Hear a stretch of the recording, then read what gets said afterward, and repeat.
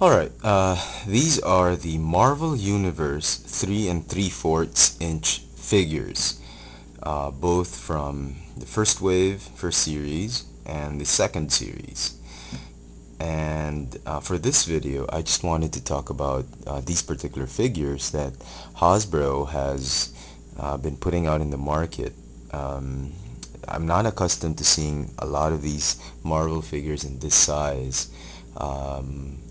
Back during the Toy Biz era, Marvel figures were at least 6 inches tall. These are about the size of G.I. Joes.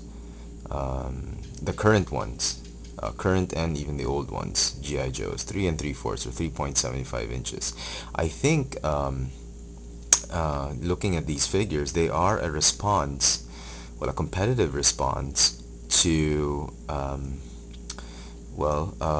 to what Mattel has done with the DC Universe. They've come up with very small 3 and 3/4 inch figures as well.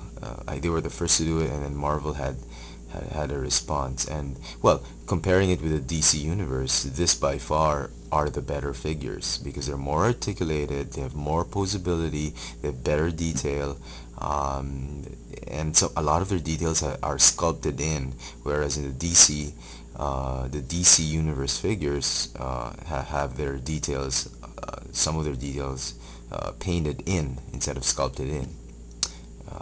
For instance, the details of the costumes.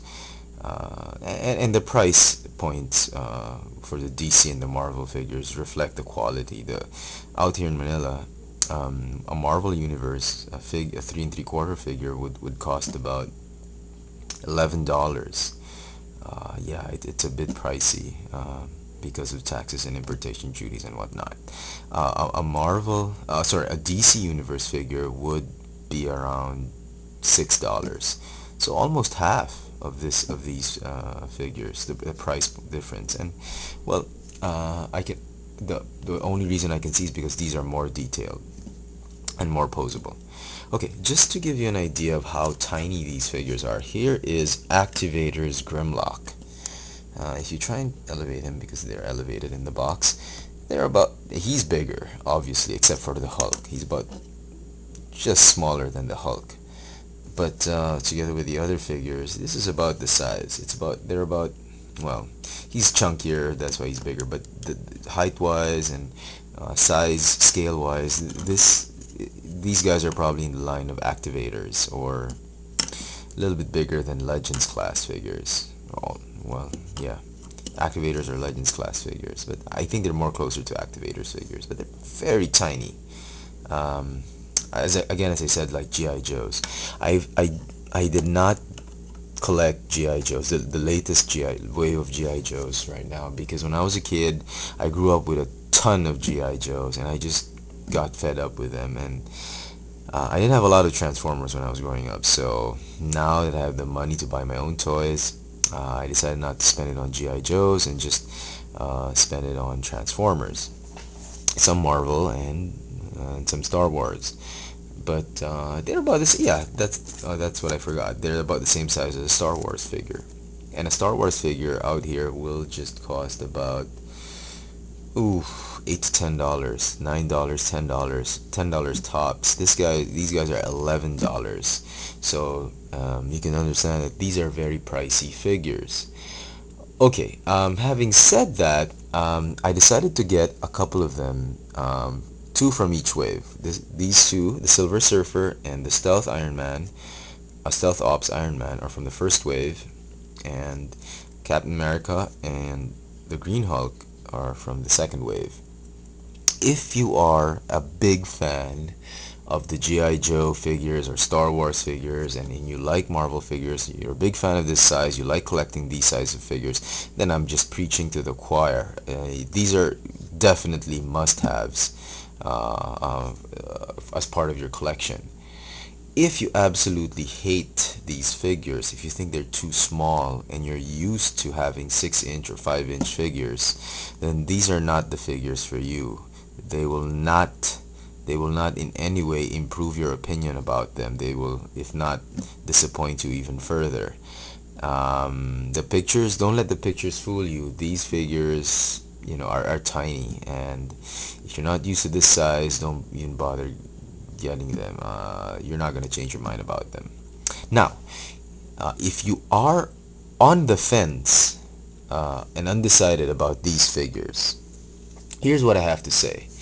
Um, you don't if you like some of them, if you hate the others, or if you like the idea of having a pocket-sized Marvel character and you want to explore and buy and purchase perhaps a couple or two, that's all, that's all well and good, but don't be tempted to get the entire line.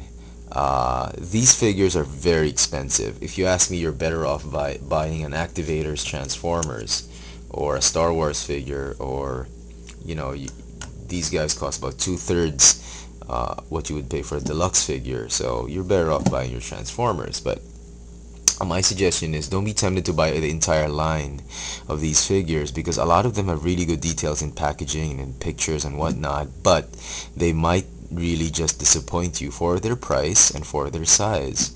What I would suggest though is, for instance, in a particular wave, like the first wave, try to pick a character that you absolutely love. I mean, if there's anyone there in the wave 1 or wave 2, pick a character that you absolutely will like in any form or size, then you just get him. And maybe another one who might be another character you like. Now, if it happens that you are indifferent about all the characters, I suggest you try and choose the rare ones, or the figures that fly off the shelves very quickly. Now, for instance, in Wave 1, the Silver Surfer and this variant of Iron Man. Iron Man, well, if I can just show you, the regular Iron Man looks like this in his gold and red armor. That's what the regular Iron Man would be. But there is a variant, which is what I got. This one. The Stealth Ops Iron Man is a variant. He comes like he's packed like in a box of 8 or 10. It's just one Stealth Ops, and all the others are come in twos, like 2 Human Torches and Punisher, Daredevil, Spider-Man. They're very common, but this guy, he comes like 1 in every 2-3 boxes, so he's very rare. So I decided to get him, and I'm a big fan of Iron Man, so I couldn't lose with this guy. Silver Surfer, a lot of people like him. I mean, it was very difficult to find Silver Surfer because a lot of people were picking him up. So I decided, hey, if I do decide not to keep this guy, I could easily sell him. So, but I like the Silver Surfer. I've never gotten a decent Silver Surfer figure, so I went ahead and got him. Okay, for Wave 2, I've never had a decent Captain America figure, so I would decided and get him. He's pretty decent. A big warning though, if you're gonna get Captain America, pay attention to the paint applications on his face. This figure has a ton, I mean a truckload of horrible paint quality issues, particularly here in the head. Even mine has a very bad letter A on him, and some scratches on the chest and whatnot. But all in all, the detail in this figure is great. Just be careful and try and pick a figure with the cleanest face. Okay, and lastly, the Hulk. This has a variant figure. He has the Gray Hulk. I can't show it to you, I don't have it. The Gray Hulk is exactly the same, but painted obviously in blue and gray, blue shorts and gray, and then has both clenched fists. I wanted initially to get the variant Hulk because he was a lot rarer, of course, obviously, but I decided to get this guy because he was a more popular figure, and it took me like 4 or 5 shops just to find him. And I was lucky I did, and I got him. So those are my thoughts on these figures. Again, as I said, if you're not a big fan, don't even bother. If you're a fan, go get them. These are the must-haves if you are a fan. The Stealth Ops, Silver Surfer, Green Hulk, and Captain America, in my opinion. But if you are on the fence, I say just pick 1 or 2 from each wave and just see where it goes. So that's about it. I'm sorry for the lengthy video, but I just needed to do some, like a public service for these kinds of figures, because they can be very tricky, and they can cost you a lot of money and waste you a lot of money, which you would have otherwise used for Transformers. So there, Marvel Universe 3 3/4 figures. Thanks for watching.